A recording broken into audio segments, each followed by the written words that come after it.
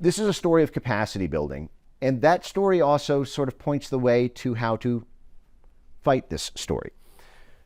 In the first evolution of democracy promotion, it was pumping in propaganda, pro-US or pro-UK propaganda to countries around the world during the Cold War. And so we built things like Voice of America and Radio Free Europe. This was what these things were piped in to do. Today, this will come not from the CIA directly, but from CIA intermediated soft power fronts like USAID, the National Endowment for Democracy, or things like Internews, which played a big role in the censorship story, for example, in Brazil. But this first evolution in media soft power by this foreign policy establishment was about effective intelligence and diplomatic control of media in order to control the political ecosystems, because the military became downstream of that after World War II. All of this was fought at the subversive political level.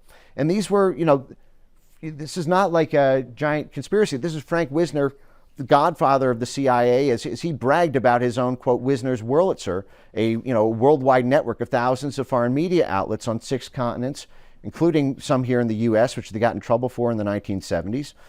A third of their budget went to media control. This is the Central Intelligence Agency. I just had a couple of things that they're authorized under NSC 10-2 to do, which include propaganda, economic warfare, sabotage, demolition, assistance to underground resistance movements, etc.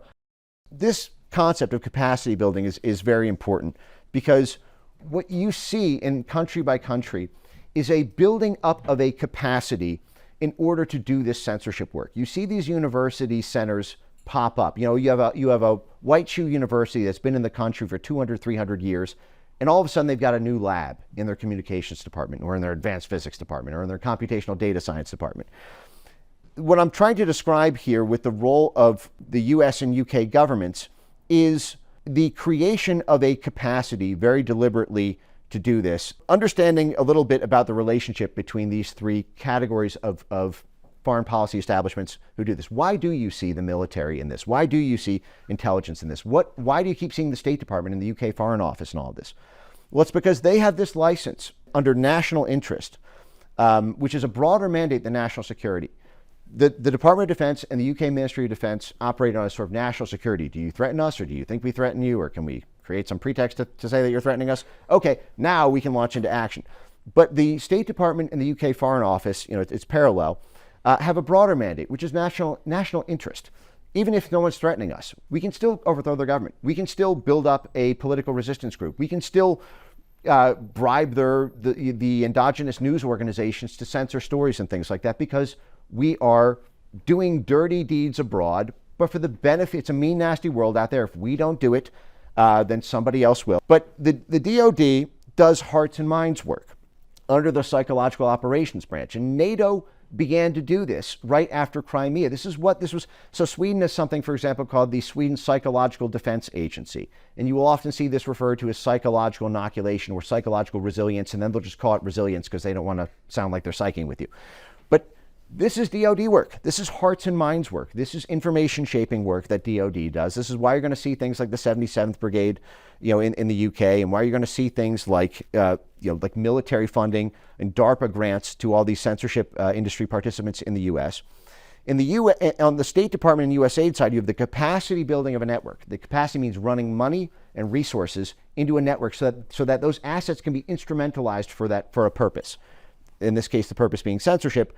And then the CIA's role is really liaising and providing direction to the already capacity-built networks that are getting State Department, USAID funding, and in coordination where necessary with the military. And again, what makes this so powerful is that they have a government-licensed Department of Dirty Tricks. They're not subject to the standard protections against information control that U.S. citizens have. And I just wanted, with my remaining time, I sort of want to demystify this, because it's, like I said, it is the end of the world, so it's a big deal that way, but it's not a big deal in the sense that this is actually completely ordinary course, and you could be talking about this in a State Department hallway without batting an eyelash, because this is just normal stuff. Okay, the empire's view, empire's eye view of the world is that there is no such thing as domestic policy. Every country's domestic policy is another country's foreign policy, because it impacts another country's national interests. Each foreign country, therefore, has a foreign policy interest in influence or ramming through changes to other countries' own domestic policies. Someone has to do that influencing or ramming job. In the US, and it's really a transatlantic thing with the UK, we call that the foreign policy establishment, the blob. Milton Friedman has this great video on how you can't even make a pencil in the United States without going abroad. And he sort of fashioned that into a sort of libertarian political argument around the amazingness of the free market. But it actually provides a kind of interesting way to understand why it is that everyone converged on this at the military and intelligence and State Department level, which is that you can't even make a pencil in America without going to a foreign land. And in this Milton Friedman video goes over how, the wood is cut down from a tree, in Colombia, and the graphite is mined, somewhere in Argentina, and the gum comes from a tree in Malaysia. And so what happens if you don't have a blob, if you don't have a soft power apparatus to influence the internal politics of another country? So for example, say you need the compressed graphite from mines in South America. What happens if the South American government nationalizes the graphite industry there and no longer allows American companies in? If you still want pencils, you need a blob to go in and influence that government and influence that country's electorate in order to prevent that nationalization. What if the foreign government is on board, but the holdup is a specific faction within that foreign country's population? For example, what if the miners in the graphite industry there are striking or protesting labor conditions or successfully lobbying for labor laws that would make pencil sales unprofitable? If you still want pencils in America, you need a blob, you need a foreign policy establishment, you need this cloak and dagger apparatus to have a capacity, even if they don't use it. You need a pre-built capacity in place to go in and do that hearts and minds work to influence those labor unions, to influence those voters and influence those court systems in order to make sure that we have pencils here in the United States. So what does this look like in a typical case? First, the blob would send a State Department delegation to tell them not to nationalize the graphite mines. If that fails, they might negotiate. If that fails, they might threaten economic sanctions. If that fails, they might seek to create leverage by destabilizing their government counterparts and then going back to the negotiating table and offering to end the destabilization in exchange for ending the graphite nationalization. And if that fails, they may need to orchestrate a coup, a regime change. They may need to provide, for example, in the case of Yugoslavia, $72 million to the political opposition party in order to effectively rig their elections and do everything we accused Russia of on steroids in 2016. And so the intended purpose of the blob is to do this. And again, the blob is this diplomacy, defense, intelligence apparatus, our foreign policy department of dirty tricks. For example, how would the blob classically go about changing the hearts and minds of those trade labor unions in South America's graphite mines if we want pencils in the United States? First, the State Department, USAID, and the National Endowment for Democracy would flood the zone with millions of dollars of so-called independent media in the region to create a surround sound of media messaging. So you would work with the biggest media groups in the country. For example, as they did in Brazil. Globo is the largest media group in Brazil. The State Department worked with Globo. They had Midan, who gets friggin' DARPA funds, was provided the encryption, provided the WhatsApp surveillance stuff that ended up being in Globo's fact checker network. NED worked with Globo through something like NDI and the D4D coalition.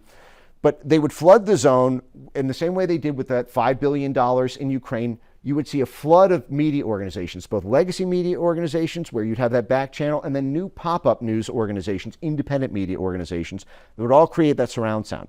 Next, the State Department and the CIA, either directly or through pass-throughs, would identify the most influential institutions in the graphite trade labor unions there and get their leaders funded by USAID, partnered with NED, or sinecured otherwise by the US government. You get them on payroll.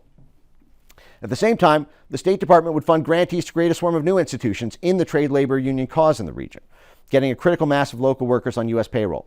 At the same time, they would fund local university centers to get labor academics on U.S. payroll and partner with and fund institutions associated with the country's judiciary so that the country's courts would be hostile to that country's new labor law proposal. Each of these actions require a capacity. Institutions capable of exerting soft power on that country's foreign population and that foreign country's government. So the government must build up the capacity of that, lots and lots and lots and lots of them. And you can imagine that in a really big region, this sprawl looks friggin' enormous.